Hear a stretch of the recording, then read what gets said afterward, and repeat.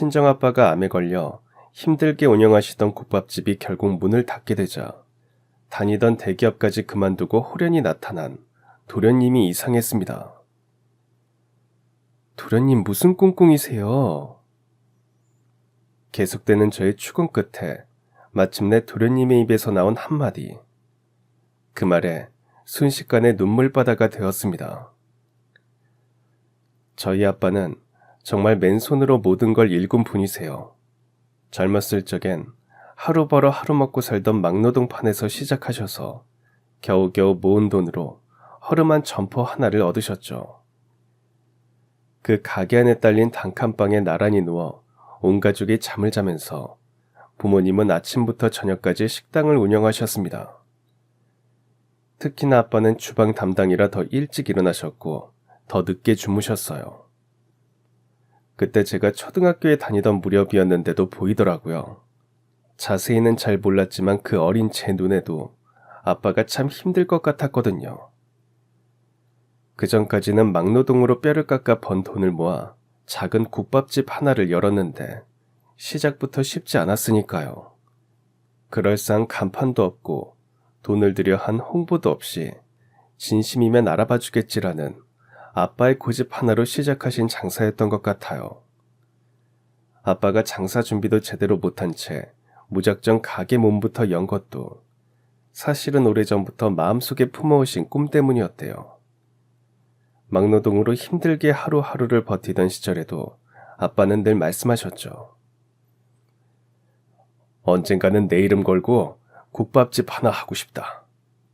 그 꿈의 시작은 아빠가 젊은 시절 하루벌이 하러 떠돌다 머문 어느 시골 장터였답니다.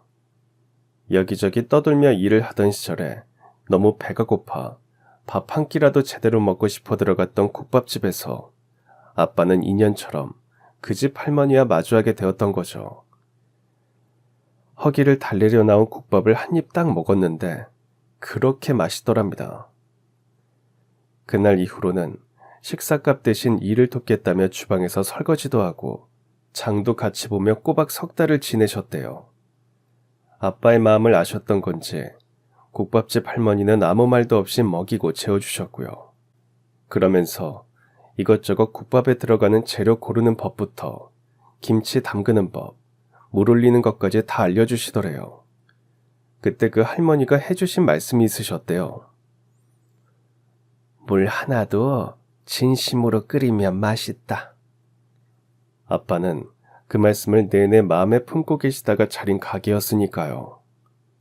그때 아빠 인생에서 국밥이라는 음식을 처음으로 업으로 받아들인 시기였던 거죠.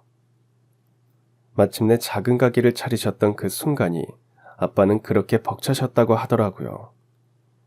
하지만 손님은커녕 가게 앞을 스쳐가는 사람조차 안을 들여다보지 않았습니다. 텅 빈 식당에서 아빠는 매일같이 팔리지도 않는 국을 끓이셨어요. 새벽 5시면 어김없이 시장으로 가서 직접 고기를 고르고 무거운 뼈를 이고 오셨죠. 땀에 절은 앞치마를 두른 채 하루 종일 혼자서 뼈를 구워 진한 육수를 만드셨고요. 지금 생각해보면 그 고된 과정을 어떻게 매일같이 견디셨는지 마음이 아릴 정도예요. 그때 아빠를 돌이켜볼 때 더 안쓰러웠던 건 손님이 단 한 명도 없는 날에도 아빠는 절대 대충 넘기지 않으셨다는 겁니다. 국물 한 그릇도 허투루 만들지 않으셨고 팔리지 않은 국도 함부로 버리지 않으셨어요. 국이 아까워서가 아니야. 이 안엔 내가 하루를 바친 시간이 들어있거든. 배시시 웃으시며 하시던 그 말이 아직도 기억에 남을 정도로요. 그렇게 하루하루 누구도 알아주지 않은 자리에서 아빠는 자기 자신과 묵묵히 싸우며 버티셨습니다. 저는 그 국밥 한 그릇에는 아빠의 땀과 정성, 그리고 가족을 위한 사랑이 고스란히 담겨 있다고 생각합니다. 아빠는 그 국물을 자랑스러워 하시며 늘 그러셨거든요. 그저 정성을 쌓는 거다. 언젠가 날아주는 날이 오겠지. 아빠는 그 말대로 정말 단 하루도 국을 대충 끓인 날이 없으셨습니다. 그렇게 몇 년을 버텨내시더니 정말 신기하게도 어느 날부터 손님이 하나둘 생기기 시작했어요. 이야, 여기 국물은 다른 집하고 진짜 다르다. 이 집은 밥이 아니라 마음을 퍼주네. 아빠의 식당에 대한 소문은 금방 돌았고 나중엔 줄을 서서 먹는 집이 되었죠. 그땐 저도 아버지의 고생이 보상받는 것 같아 정말 눈물이 나더라고요. 홀을 맡은 엄마는 입으로는 힘들다고 하셨지만 얼굴은 항상 웃고 계셨던 것 같아요. 부모님의 고생이 빛을 발하는 듯이 식당이 조금씩 자리를 잡기 시작하자 우리 집 형편도 눈에 띄게 나아지기 시작했습니다. 한때는 연탄 한 장 아껴보겠다고 다 같이 이불 속에서 꼭 붙어 자던 시절도 있었는데 겨울에 따뜻한 온기가 집안 가득 도는 날이 생겼으니까요. 남들이 보던 낡은 책만 읽던 제가 어린이날 선물로 새 책을 받아들었을 땐 정말 세상을 다 가진 것 같더라고요.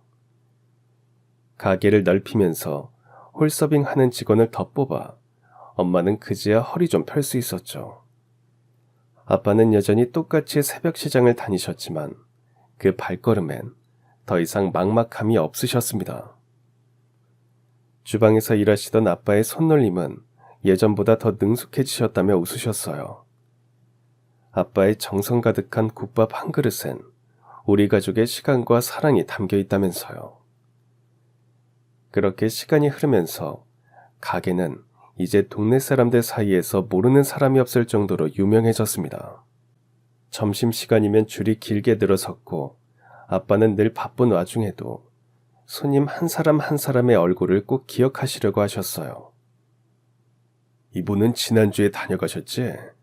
아유, 오늘은 기운 좀 나시려나?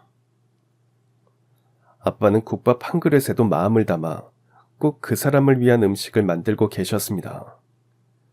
하루는 어떤 아주머니가 혼잣말처럼 그러셨다고 하더라고요. 남편이 세상 떠난 날도 이 집 국밥이 먹고 싶었어요. 따뜻한 국물에 마음이 조금씩 풀리는 것 같아서. 아주머니가 중얼거리며 뱉은 그 말을 들은 아빠는 조용히 고개를 끄덕이셨고 말없이 국에 곱창을 조금 더 넣어내셨대요. 따뜻하게 드세요. 아빠의 그 한마디에 아주머니는 울컥하셨는지 수저를 든 채 한참을 움직이지 못하시고 가만히 앉아 계셨답니다. 그렇게 아빠는 손님을 사람으로 대하셨어요. 단순히 돈을 내고 밥을 먹으러 온 누군가가 아니라 들르는 손님들이 마음을 누이고 갈 수 있는 하루의 쉼터를 만들고 싶으셨던 거죠. 아빠가 할머니 국밥집에서 느꼈던 그런 온정을 느끼게 하고 싶으셨고요. 아빠는 늘 말씀하셨어요. 밥은 배만 채우는 게 아니야. 마음까지 따뜻해져야 진짜 밥이지. 그런 어느 날 아빠에게 여쭤본 적이 있습니다.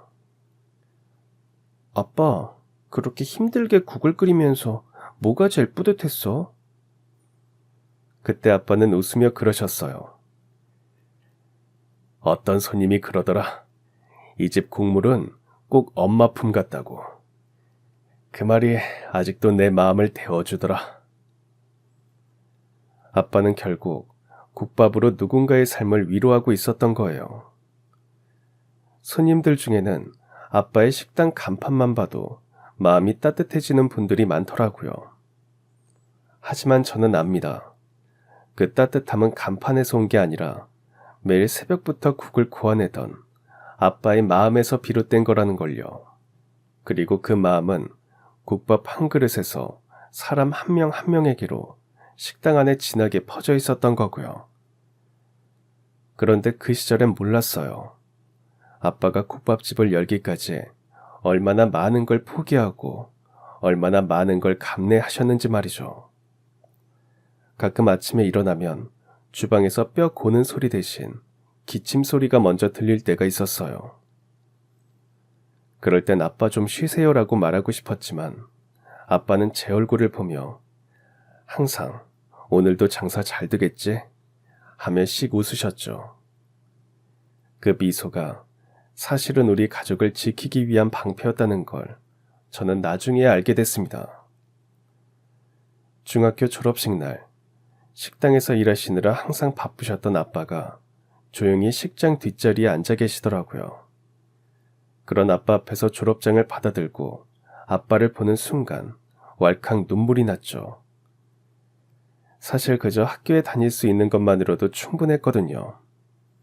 아빠의 가게가 잘 되기 전에는 친구들이 학원에 다니고 새 옷을 입고 방학마다 여행을 가는 모습을 보며 부러워한 적도 있었죠. 하지만 전 그저 매 학기 등록금이 밀리지 않고 납부되었다는 사실에 안심했습니다. 그렇게 하는 게 우리 형편에 얼마나 대단한 일인지 그 시절엔 몰랐지만 매번 돈이 없다며 한숨을 쉬시는 부모님을 보면 눈치가 보였거든요. 그런데 지금 생각하면 아빠는 늘 저를 먼저 챙기셨던 거예요. 아빠는 허리 한번 제대로 펴지도 못한 채 매일 새벽 어김없이 가게 문을 열고 늦은 밤까지 묵묵히 가스불 앞에 서 계셨습니다. 팔리지도 않는 국을 아침마다 정성 들여 끓이시면서요. 손님이 한 명도 없는 식당에서 오늘은 좀 올까 하며 한숨을 내쉬시던 모습이 아직도 생생합니다. 그렇게 하루하루를 버티고 또 버텨 마침내 식당이 조금씩 알려지기 시작하자 아무렇지도 않게 말씀하시더라고요. 이제 너도 다른 애들처럼 학원 다녀야지. 힘들게 번 돈으로 아빠는 맨 먼저 제 학원비를 생각하셨던 거였죠. 그 말에 담긴 무게를 저는 알고 있었어요. 정작 아빠 자신은 낡은 신발 한 켤레도 새로 안 사셨거든요. 그 무렵부터 엄마도 달라지셨어요. 매일 저녁 쌀 씻을 때마다 어깨 너머로 들리던 그 한숨이 더는 들리지 않았으니까요. 가끔은 흥얼거리며 된장을 풀고 국을 끓이시기도 하셨고요. 그 모습이 낯설면서도 눈물이 날 만큼 고마웠습니다. 돌아보면 저에게 이 따뜻한 봄을 선물해 주신 건 아빠예요. 그 고된 날들을 꿋꿋이 견디며 아무 말 없이 제 앞길을 열어주신 그 마음 하나로 저는 지금까지도 살아갈 힘을 얻고 있었던 거죠. 아빠의 식당은 단순히 밥을 파는 공간이 아니라 우리 가족의 희망이 자라난 터전이었어요. 그리고 그 희망을 누구보다 뜨겁게 지켜낸 사람이 바로 우리 아빠였고요. 아무것도 없던 그때부터 묵묵히 국물 하나로 싸우셨던 아빠가 계셨던 겁니다. 그래서인지 그 국밥 한 그릇은 제겐 어떤 고급 요리보다 값지고 소중했습니다. 이제는 누군가 저에게 가장 맛있는 음식이 뭐냐고 물으면 전 언제나 이렇게 대답해요. 우리 아빠가 끓여주시던 그 국밥이요. 세상에서 제일 따뜻한 맛이거든요. 그렇게 시간이 흘러 제가 결혼한 지도 어느덧 5년쯤 되어가던 무렵이었어요. 그날도 평소처럼 바쁜 하루를 보내고 있었는데 엄마한테서 전화가 걸려왔죠. 네 아빠가 요즘 밥맛도 없고 속이 자주 쓰리다 하셔. 처음엔 그냥 위염인 줄 알았는데 며칠째 계속 아프대서 병원에 다녀왔거든. 처음엔 저도 대수롭지 않게 여겼어요. 워낙에 아빠는 잔병 치레 하나 없이 건강한 분이셨으니까요. 국밥을 정성스럽게 만드신다는 자부심 하나로 살아오신 분이었고요. 동네에선 모르는 사람이 없을 정도로 유명한 국밥집 사장님이셨죠. 아침 6시면 가게 문을 열고 밤늦게까지 손님상 하나하나 챙기시던 분이고요. 어떤 손님이라도 사장님 국물 조금만 더 주세요 하면 늘 웃으며 인심 좋게 듬뿍 퍼주시던 그런 분이셨어요. 내 손맛은 평생 써먹어야지 하시며 나중에 허리 더 굽고 손이 떨려도 국밥은 계속하고 싶다던 분이셨습니다. 삶 자체가 정성스러운 국밥과 손님, 베푸는 것뿐이던 아빠셨죠. 그런 아빠가 병원 정밀검사 결과 위암 3기 진단을 받으셨다고 하더라고요. 소식을 들었을 땐 말 그대로 하늘이 무너지는 기분이었어요. 엄마는 한참을 울다가 겨우 목소리를 가다듬고 말씀하셨습니다. 병원에서 그러는데 빨리 수술부터 해야 한대. 항암도 오래 해야 한대. 아휴, 이제 가게는 못 나가신대.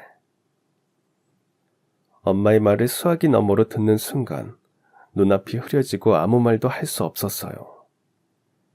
그동안 아빠는 아프다는 말도 없이 꾹 참고 일하셨던 거예요. 정작 본인은 위가 타들어가고 있었는데도 매일같이 국밥 냄비 앞에 서 계셨던 거죠. 그리고 아빠는 한동안 아무 말 없이 병원 침대에 누워만 계셨어요. 아빠의 손에 국자 대신 링거가 매달리게 될 줄은 단 한 번도 상상해 본 적이 없었기에 그런 아빠의 모습을 보며 눈물만 나더라고요. 수술은 생각보다 훨씬 더 길고 고된 싸움의 시작이었습니다. 위 절제 수술을 마치고 중환자실에서 일반 병실로 옮겨졌을 때 아빠는 말 그대로 반쪽 사람이 되어 계셨어요. 누워있는 것조차 힘겨워 보였고 마른 손은 바늘을 여러 번 맞았는지 멍자국으로 얼룩져 있더라고요. 그런데도 아빠는 늘 제 앞에서는 꾹 참으셨죠. 이 정도는 참을만 하다. 수술 잘 됐대. 괜찮다. 입술은 바짝 마르고 말끝마다 숨이 섞여 나오는데도 웃어 보이시던 그 표정이 전 아직도 잊을 수 없어요. 가장 힘들었던 건 먹는 일이더라고요.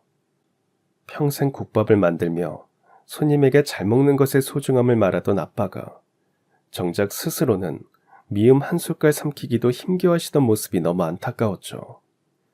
전화로는 항상 잘 드시고 계시다고 했지만 제가 들른 그날따라 엄마가 정성껏 끓여온 멸치 육수를 입에 대시다가 아빠는 고개를 돌리셨어요.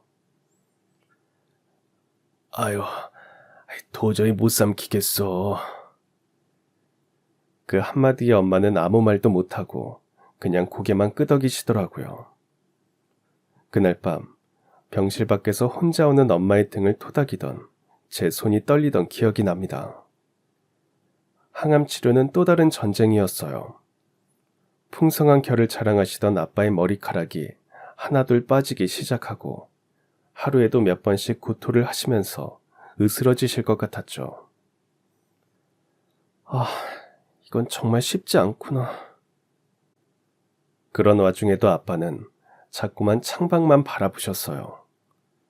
병원 담벼락 너머로 보이는 골목길을 보며 문득 이렇게 말씀하신 적이 있어요. 우리 가게도 저녁 장사 땐 이 시간에 손님들이 줄 서 있었는데. 다른 말씀은 안 하셔도 눈빛만 보면 알 수 있겠더라고요. 그러면서도 아빠는 끝까지 포기하지 않으셨어요. 입원과 퇴원을 반복하는 시간이었지만 이겨내려고 하셨죠. 몸을 일으키기 힘든 날에도 병실에서 팔 운동을 하셨고 다리가 붓는 날이면 혼자서라도 걷겠다며 보행기를 붙잡으셨습니다. 내가 이겨내야지. 그래야 우리 가족들도 힘내지. 그 말이 얼마나 아픈 다짐이었는지 지금도 생각하면 눈시울이 뜨거워져요. 엄마는 하루도 빠짐없이 간병하셨고 저도 퇴근 후엔 늘 병원으로 달려갔습니다. 아빠는 그런 저희를 보며 자주 말하셨어요. 내가 평생 국밥으로 먹여 살린 가족이 이젠 날 돌봐주네. 고맙다. 그리고 미안하다. 그리고 또 사랑한다. 그런 아빠를 바라보며 저는 마음속으로 매일 기도했죠. 아빠가 다시 국밥집 앞에 서 계시는 모습을 한 번만 더 볼 수 있게 해달라고요. 손님들께 인심 좋게 국물을 퍼주시며 활짝 웃는 그 얼굴을 다시 한 번만이라도 보고 싶다면서요. 그토록 열정으로 지켜온 가게였는데 하루아침에 손을 놓게 되시다니요. 아빠 없이 가게도 없었고 가게 없는 아빠도 없었는데 말이죠. 저요. 솔직히 식당을 물려받고 싶은 마음 있기는 있었어요. 하지만 제 뱃속에 아이가 자리 잡고 있어 선뜻 나설 수가 없더라고요. 결혼한 지 5년 만에 생긴 아이였거든요. 아이가 생긴 것을 알고 얼마 뒤에 아빠가 암이라는 사실을 알게 되었죠. 그랬기에 저는 점점 더 무거워지는 배를 안고 병원으로 향하곤 했어요. 하루하루 힘겹게 투병 중이신 아빠의 곁을 지키는 일과 조심스럽게 아기를 품는 일, 두 생명을 지켜야 한다는 책임감에 하루도 편히 숨 쉴 수가 없더라고요. 사실 병원 복도 끝까지 걸어가는 것조차 숨이 차오르던 날들이었어요. 하지만 제 발걸음을 멈출 수는 없었습니다. 누워 계신 아빠의 손을 한 번이라도 더 꼭 잡고 싶어서요. 제 안에서 자라고 있는 아기를 생각하며 눈으로만 기도하듯 아빠를 바라보았죠. 아빠, 이 아이는 꼭 할아버지가 안아주셨으면 좋겠어요. 그 말을 꼭 삼킨 채 입 밖으로 낸 적은 없었습니다. 혹시나 아빠가 그 말 때문에 부담을 느끼시지는 않을까 걱정이 되더라고요. 그리고 그 약속이 지켜지지 못하면 어쩌나 겁이 나기도 했습니다. 아빠는 그런 제 배를 보고는 어느 날 이렇게 웃으셨어요. 아유, 우리 딸 배가 많이 나왔네. 우리 손주가 고생시키는 거야? 그때는 괜히 아빠에게 어리광이 부리고 싶어 고개를 끄덕이며 대답했죠. 네, 아빠. 이 녀석 그래도 건강하게 낳을게요. 그러니까 아빠도 힘내요. 아빠 국밥 냄새도 기억할 수 있게 꼭 다시 국밥 끓여줘요. 저희 그 말에 아빠는 말없이 제 손을 꼭 잡아주셨습니다. 마치 자신이 싸우고 있는 이유가 분명해졌다는 듯 기운 없는 미소 속에서도 따뜻한 눈빛을 보내주시더라고요. 어느 날은 아빠가 뱃속의 아기에게 말을 거시기도 했어요. 아가야, 잘 들어. 넌 태어나면 꼭 기억해야 해. 우리 가족은 국밥처럼 뜨끈한 사랑으로 버틴 집안이란다. 그 말을 들으니 저는 도저히 눈물을 참을 수가 없더라고요. 뱃속에서 차분히 움직이던 아이가 그 순간 툭 하고 배 안쪽을 차올렸거든요. 마치 할아버지의 목소리를 알아들은 것처럼요. 아빠는 그날따라 참 많은 말씀을 하셨어요. 나는 이제 국자를 못 잡을지도 모르지만 이 녀석이 커서 다시 저 가게 문 열 수 있을지도 모르지. 그러니까 잘 키워라. 건강하게 사랑 듬뿍 주고. 그날 밤 아빠와 그렇게 대화를 나누고 집에 돌아와 거울 앞에 섰는데 제 얼굴이 부쩍 부은 걸 보고 또 울컥했어요.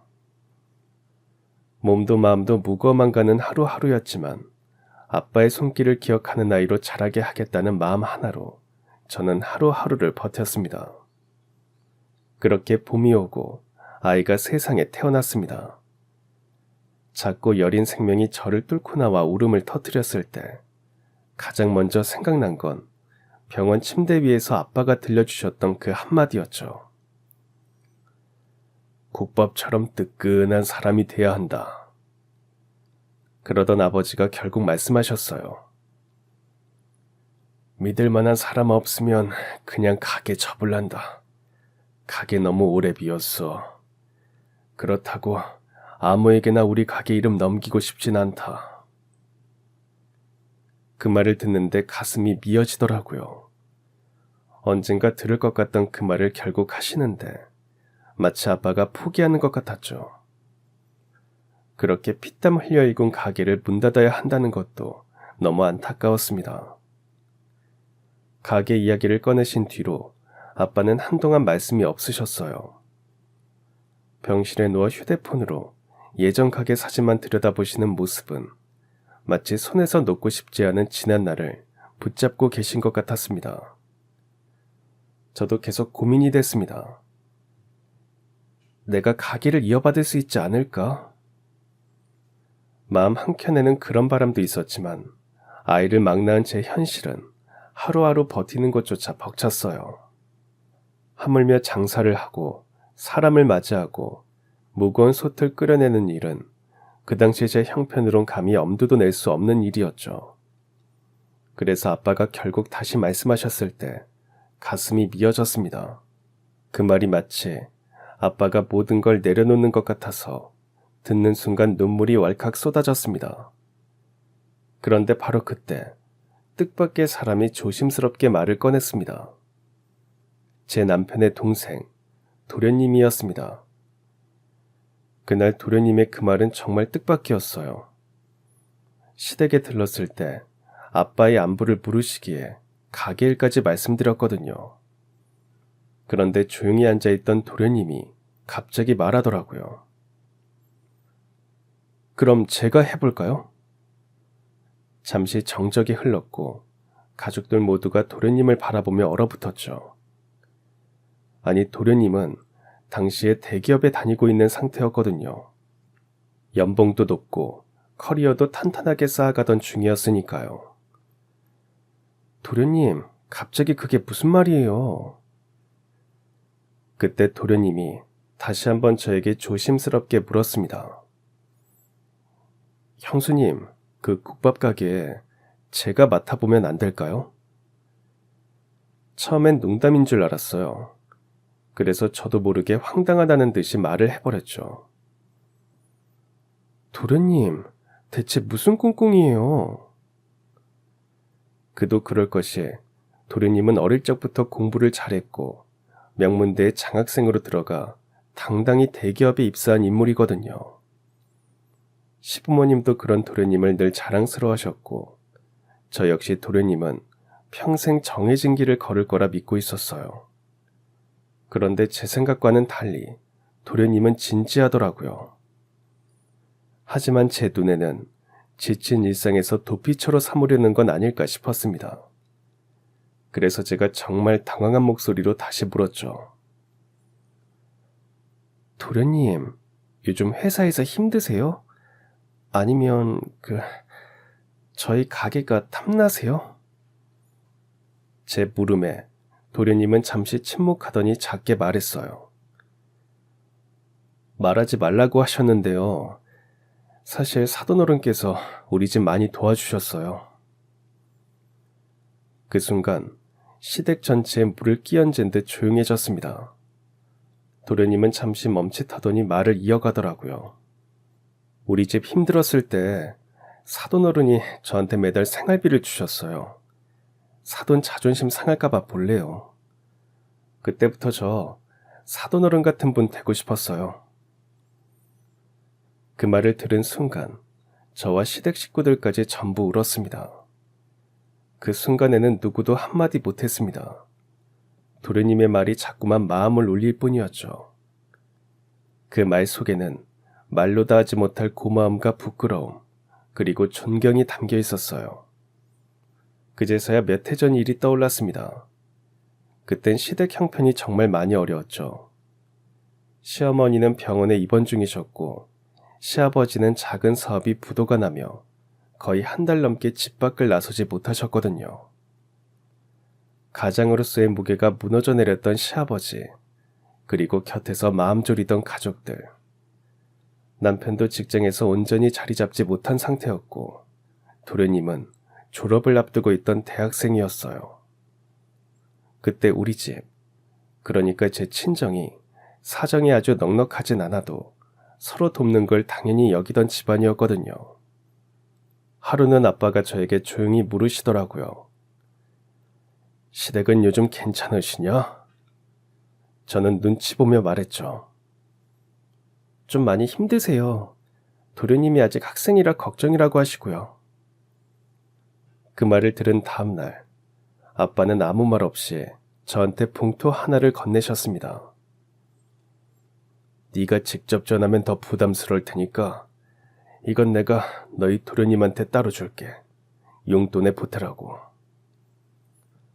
그때부터였어요. 아빠는 한 달에 한 번씩 도련님 몰래 만나셨던 겁니다. 괜히 식사라도 하자며 이유를 붙여 생활비를 건네셨던 거죠. 아빠는 늘 그러셨어요. 돕는다는 걸 티내는 건 진짜 돕는 게 아니라고요. 그렇게 몇 년이 흘렀고 저도 그 일을 잊고 있었던 거예요. 하지만 도련님은 그걸 기억하고 있었고 이제는 그 은혜를 조금이라도 갚고 싶다고 그 마음 하나로 아빠의 가게를 자신이 이어가겠다고 말한 거였습니다. 그날 도련님의 눈빛을 잊을 수 없어요. 그건 단순한 도전도 도피도 아니었거든요. 그건 진심이었고 감사였고 존경이 담겨 있더라고요. 그날 이후 우리 가족 모두는 알게 되었습니다. 가족이란 때론 혈연보다 더 깊은 마음으로 이어질 수도 있다는 걸요. 깊은 그 마음이 따뜻한 국밥 국물처럼 서로를 데워준다는 것도요. 형수님도 아시잖아요. 그 가게는 단순한 밥집이 아니라는 거요.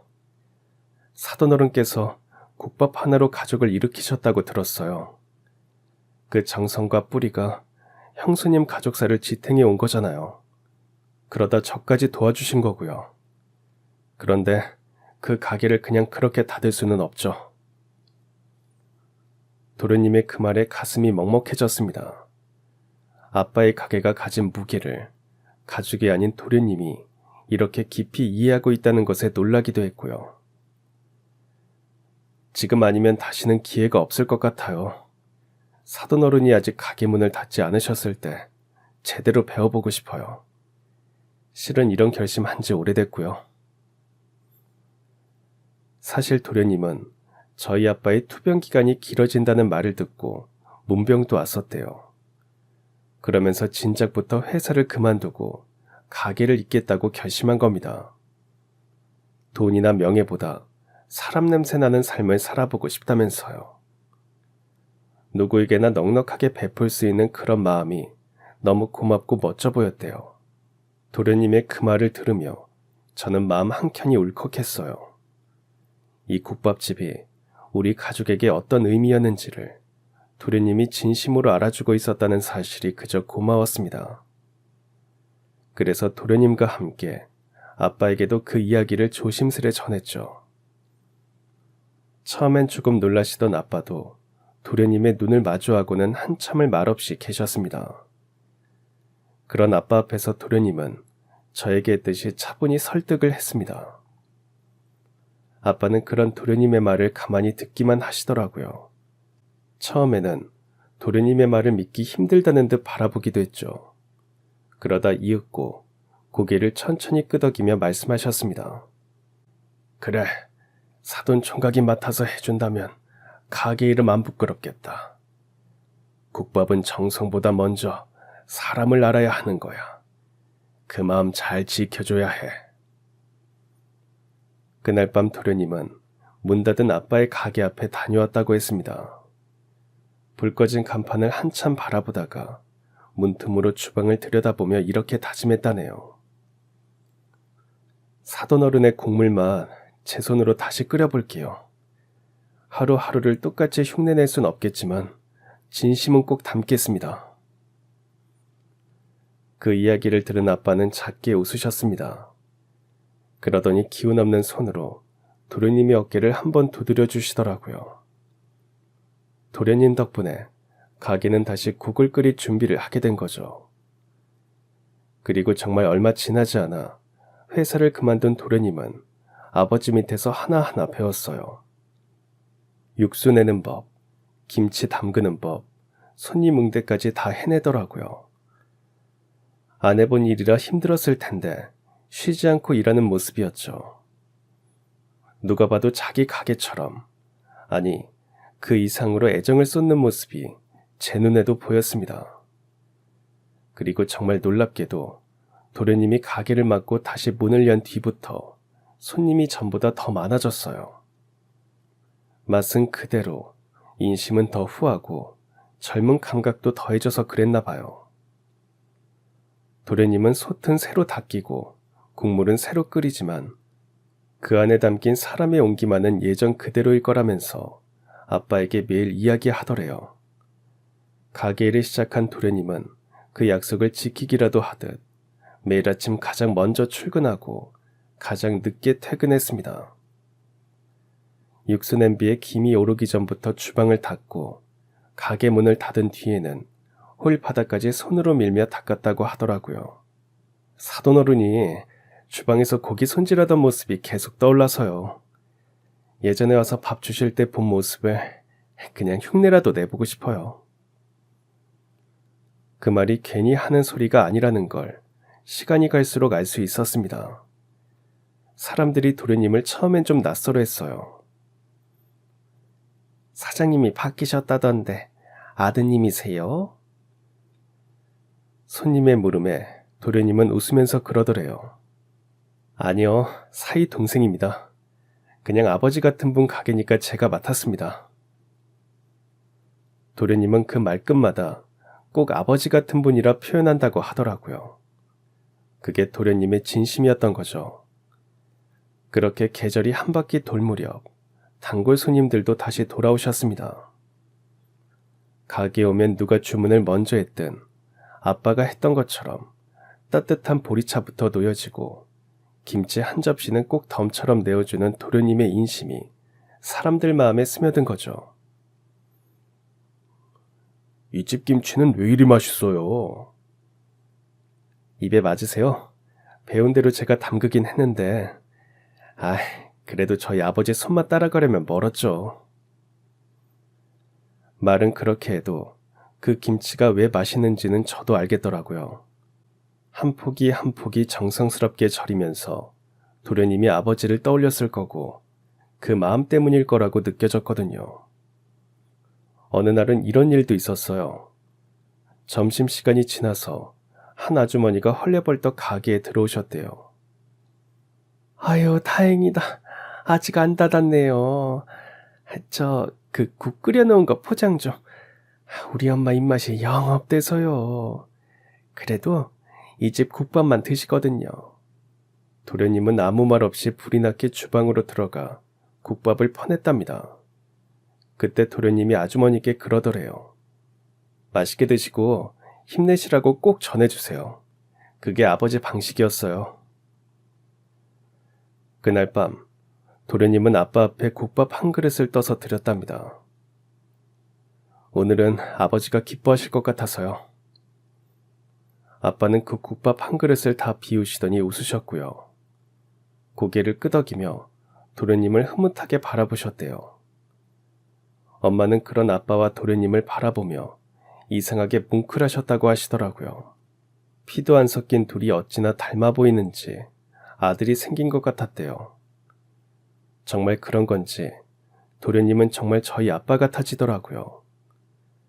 가게를 잊고 나서 처음 맞는 겨울, 도련님은 유난히 분주해 보였습니다. 매일 장사 준비에 바쁠 법도 한데 이상하게 주방에서는 장작 냄새와 함께 고소한 팥내음이 감돌았죠.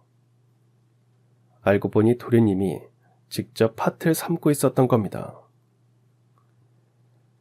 예전에 사돈어른이 겨울마다 팥죽을 끓이셨다고 들었어요. 그 마음 조금이라도 따라해보고 싶었어요. 도련님은 그렇게 말하며 작은 종이 그릇에 팥죽을 담아 이웃 어르신들께 하나하나 전해드렸습니다.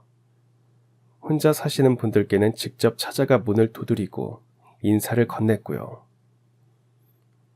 할머니, 따뜻할 때 드세요.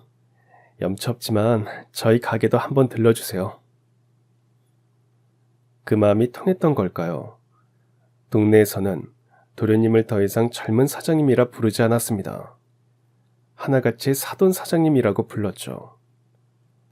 처음엔 어색하게 느껴지던 그 호칭도 이제는 가게 간판보다 더 따뜻한 이름처럼 느껴지더라고요. 그렇게 도련님은 이름 없는 작은 국밥집을 다시 살려냈습니다. 허름했던 간판도 삐걱거리던 문도 그대로였지만 그 속엔 사람의 온기가 깃들어 있었던 거죠. 도련님은 저에게도 말하곤 했습니다. 저는 요리를 배운 적도 없고 장사를 해본 적도 없어요. 다만 이 자리를 지키셨던 사돈어른의 마음만큼은 흉내내고 싶었습니다.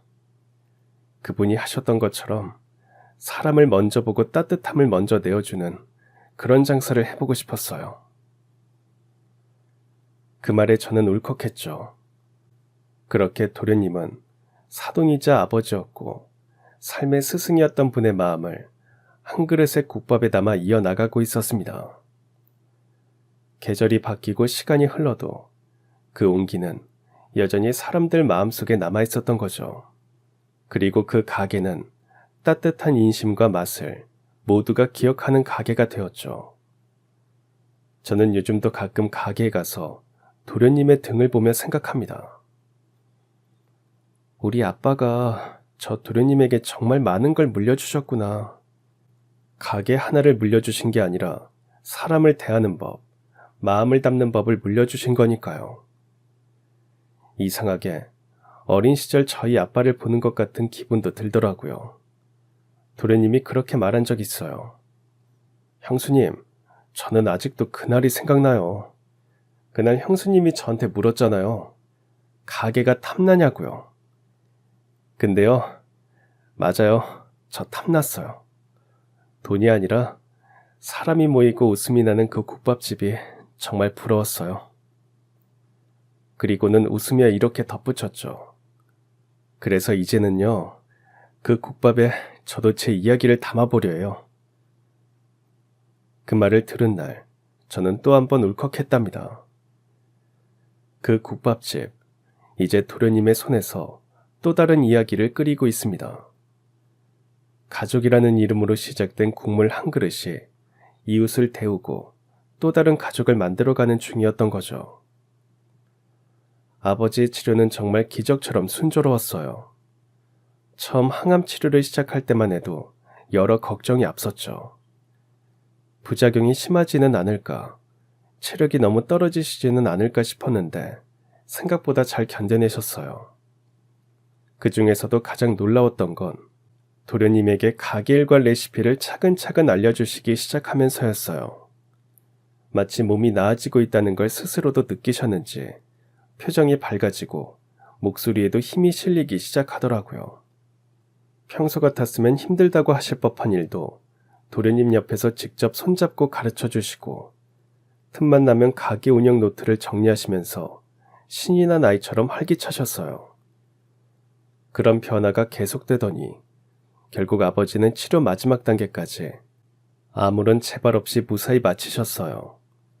검사 결과도 좋았고 담당 의사 선생님께 완치 판정을 받았을 때는 가족 모두가 안도와 감격으로 눈물을 흘렸죠. 아버지께서 힘든 시간을 이겨내시고 건강을 되찾으셨다는 게 그저 감사할 뿐이에요. 5년 전 아빠가 암 판정을 받으셨을 때만 해도 세상이 무너지는 줄 알았습니다. 그 소식을 들은 날 저는 아무 말도 못하고 병원 복도에 주저앉아 펑펑 울었으니까요.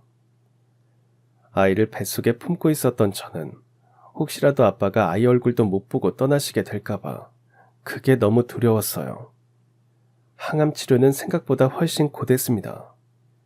살이 빠지고 머리카락이 빠져도 아빠는 괜찮다는 말만 하셨어요. 제가 눈물이라도 흘릴라 치면 도리어 저를 다독이셨죠. 야, 아기 놀라겠다. 엄마가 울면 안 되지. 그렇게 몇 달이 지나고 몇 년이 흐르는 동안 아빠는 기적처럼 버티셨고 결국 완치 판정까지 받으셨습니다. 그 모든 시간을 함께한 우리 가족도 많이 변했어요. 뱃속에 있던 아이는 이제 5살 개구쟁이가 되어 할아버지 품에 매달려 깔깔 웃습니다. 한창 말 배우며 부르짖던 할부지 소리에 아빠 얼굴엔 자연스레 웃음이 번지고요. 그리고 도련님, 아빠를 대신해 가게를 맡은 도련님은 제법 사장님 티가 났죠. 하얀 앞치마에 머리엔 수건을 동여매고 손님들 얼굴도 다 기억해가며 인사하는 모습이 얼마나 듬직한지 모릅니다. 처음엔 허둥지둥 하던 도련님도 이제는 저희 아빠 못지않게 국밥 간 맞추는데 진심이더라고요. 5년, 길다면 긴 시간이고 짧다면 짧은 시간이었죠. 하지만 우리 가족에겐 참 많은 걸 바꿔놓은 시간이었습니다. 삶과 죽음 사이에서 흔들리던 시간 끝에 다시 웃을 수 있게 해준 이 평범한 오늘이 그저 감사할 뿐입니다. 그리고 아빠는 그런 도련님께 식당을 정식으로 넘기셨습니다. 이제는 사돈 총각이 다 맡아서 해도 되겠어.